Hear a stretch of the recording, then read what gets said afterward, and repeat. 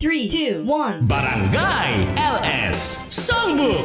Ito na, friendship. Ipakilala mo na ang ating mga main characters para sa ating kwentong JD na may hashtag SBE. Bakasyon, vacation. Ito nga papaling mga kapuso, mga kabarangay. Ang bibida sa kwento natin ngayon ay ang gwapo, maputi, at hunk actor at paborito natin. Maputi, hang actor. Hang actor, oo. Itago natin favorite natin. Paborito Totoo, natin. Paborito natin. Tiga, okay, pag sinabi ko yung pangalan, okay. Itago natin sa pangalang si Dennis Pacha na nagbakasyon. Maputi, hang actor, at saka kilala ko na. Nagbakasyon sa America. This time America. Last time kasi sa Batangas, di ba? Masyado malapit yung clue. Malapit ba? Hindi, sinabi mong favorite. Para sa akin, kasi sinabi mong favorite natin eh. Favorite natin, oo. Ewan ko na. Pumunta ng Amerika. Favorite ni Kuya Raymond din yan. Pumunta ng Amerika. Alam mo kung bakit pumunta ng Amerika? Bakit? Dahil show? Hindi. Oo, dahil bored na siya. Sa dami ng trabahong ginawa niya. Kaya umabot kasi sa punto sa life niya na sobrang dami ng projects. Kaliwat ka ng projects. May commercials, may serye, may pelikula. So, prime actor to? Super prime. As in, prime to prime. Parang streaming platform lang. Oo. Tapos? So, sabi nga niya, napag-desisyon na, sabi niya, ang tagal-tagal ko nang hindi nakakapunta ng Amerika. Hindi ko nakakasama si Junjun. Junjun? Si Junjun yung ano niya yun, jowa-jowa. Parang gano'n. Hang actor? Ang jowa, Junjun? Si Junjun. So, alam na natin kung wala ano namang problema doon. Wala naman. Wala namang problem yun, tanggap diba? naman natin yan. Ang tanong, tanggap ba ng fans? yun lang. Kahit ako, isasama ko si Junjun, diba? Sa amin kasi walang problema. Pero actually, hindi rin naman nakasama si Junjun kasi may mga projects din siya. So, wait lang, si Junjun ay Pilipino? Pilipino din. Artista din? Artista din. Okay. Younger version. Younger Kay Dennis Pacha. Okay. Pero hindi natin pag-uusapan akala time. ko ba na-miss niya ang Amerika. Ang Amerika. Pero pumunta kasi sila doon kasama si Junjun. Pero this time, mag-isa lang siya. Tsaka hindi naman sila out dito sa Philippines. Hindi, doon lang sa Amerika lang. Tsaka sa ibang bansa. So kung magbabanding man sila, gusto niya magbabanding sila. Sa ibang bansa, definitely. May intimacy talaga. Sa ibang bansa. Sa ibang bansa, di ba? Ang daming Pilipino sa ibang bansa.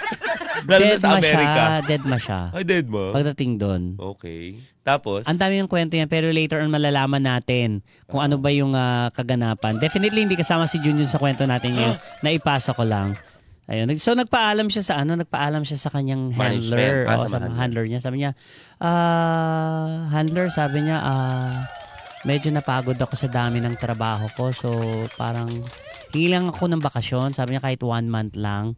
Sabi niya, wag muna tayo tumanggap ng mga projects kasi gusto ko munang magpahinga.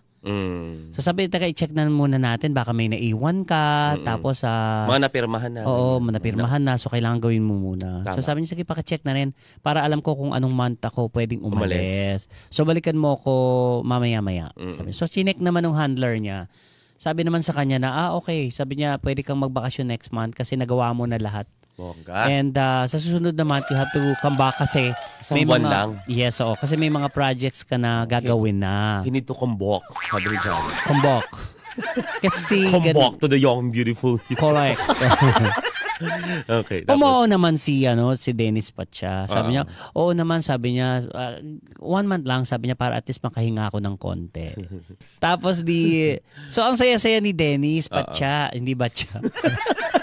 Kasi pinayagan siya, sabi niya, at least, sabi niya, makakapunta ako. Pero this time, sabi niya, hindi ako tutuloy sa mga kamag-anak ko. Sabi niya, mag-hotel ako. May mga kamag-anak siya doon? Meron siya. Sabi niya, mag-hotel ako para at least kahit papano, meron akong privacy. Yeah. Ako lang. So, paglalabas, sabi niya, ako lang. Ganyan. So, nag-book siya ng sa isang napaka-social na hotel. Okay. Naman, parang hindi siya masyado makilala. Konting Pinoy, ganyan.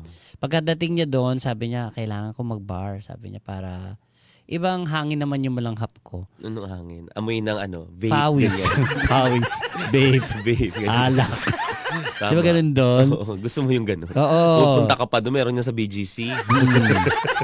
Kasi nga naman, sa Amerika, hindi siya kilala. Sa BGC, Kilala siya. Hindi siya makakapag-all Oo, out. basta buong Pilipinas kilala siya. Hindi siya makakapag-Sunday all out. Oo, hindi. Tapos? After noon, pagdating niya, nag-bar siya. Pagdating niya sa bar ngayon, super super dance. Inom talaga. Super dance, super inom. Tapos tingin niya parang puro foreigner yung mga nandun. Wala masyadong Pinoy. So talagang wild siya. Napaka-wild siya. Nagpakalasing siya.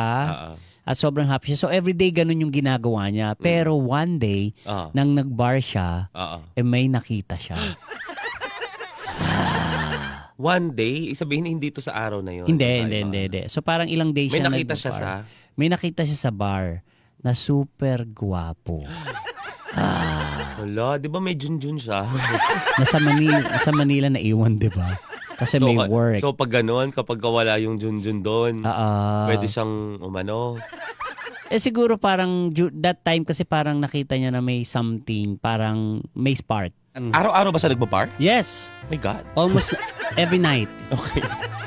So, ano yung sabi mo nakita niya na pogi? May nakita siyang gwapo dun sa may bar. Okay. So nung nakita niya, lalapitan niya sana. Kaya lang biglang umalis. Wait lang, Pilipino ba yung guy? Hindi pa. Hindi niya pa alam. Hindi niya pa alam, pero Asian or... Pero yung boy kasi na yun is half American, half Filipino. Okay. Yun. So hindi niya nakita, hindi niya nalapitan, nawala. Hindi kasi sobrang dami ng tao. Nawala. So, parang uminom muna siya, tapos pagtingin niya wala na. So nalasing siya, tapos yung nalasing siya, umuwi na siya dun sa may hotel. Tapos pagdating niya sa hotel, nakita niya na may naglalakad na isang hunk guy na gwapo na nakatalikod. Tapos pagharap, yun yung guy na nakita niya malapit dun sa bar. Hotel niya. Hindi, sa hotel niya mismo. Sa floor. Naka-check-in din. Hindi. Ano ba yan? Ano lang akong tinamaan? Kinikwento ko pa eh. Hindi, sabi mo kasi nandun siya sa pauwi pa lang siya. Oo. Nasa lubong ba niya malapit sa bar sa hotel or nasa loob mismo ng hotel? Nasa loob ng hotel sa lobby. Sa hindi, wala sa lobby, sa talaga nila. Nasaan? Sa floor. So naka-check-in nga. Hindi naka-check-in yung lalaki, may pupuntahan yung lalaki doon. Gets. Okay. Oo. What a coincidence, Who would have thought? Yeah, oo. Of all the places, doon talaga sa floor, sa dinami-dami ng floor sa hotel na yon. Correct, oo. Doon talaga sa pinaka-hotel at sa floor niya mismo. Floor niya mismo. Oo. So, sabi niya, my God. Siya yung kaninang nasa bar, sabi niya. So, kailangan ko siyang makilala. Lasing na siya. Oo. So, nilapitan niya ngayon. Tapos? So, nilapitan niya. Sabi niya, hi. Sabi niya, I'm Dennis Pacha. Sabi niya, imagine ko tuloy ngayon. I live here. Sabi niya, what's your name? Sabi niya, tinanong niya. Sabi niya, I'm Rod. I'm half Filipino, half American. Ba't naman, tinatanong lang pangalan, bakit nagsabi na nationality? Hindi kasi mukha naman Pinoy si Dennis Pacha eh. Kaya nga, kung ka magsasabi ng nationality mo, hindi naman tinatanong. Pangalan lang yung tinatanong. Bida-bida din tong si Rod. Kaya ang gagawin natin, yun ang kwento nung tapos? Tapos sabi niya, do you live here? No, I'm looking for my friend. Sabi niya, where's your friend? Sabi niya, just on this floor.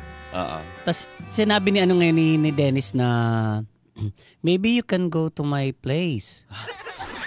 Please? Sabi, lasing na nga eh. Sabi niya, no, I have to look to my friend. Tapos lumalakas na yung mga boses nila. So biglang may nagbukas na pinto sa kabilang kwarto. Unit, sa kabilang kwarto, tama. Tapos pagbukas ng pinto, kita ngayon nung nagbukas ng pinto na isa palang malaking tao pero Becky. Malaking tao pero Becky?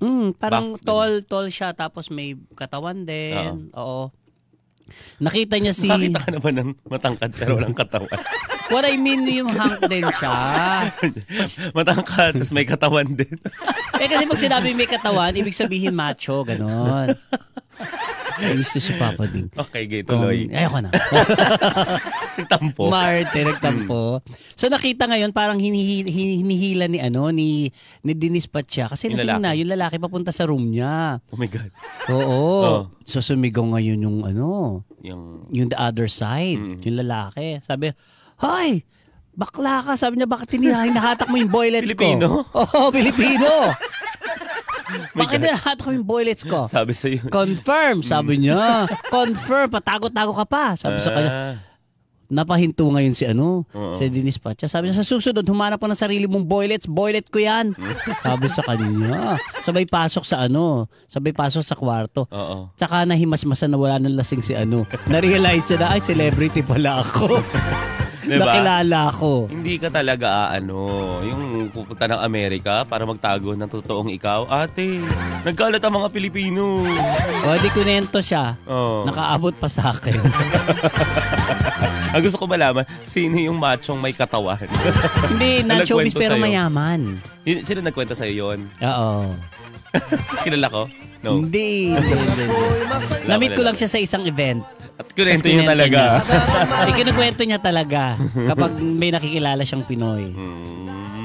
Hindi niya alam na ikukwento ko. Barangay LS 97.1 Forever Number 1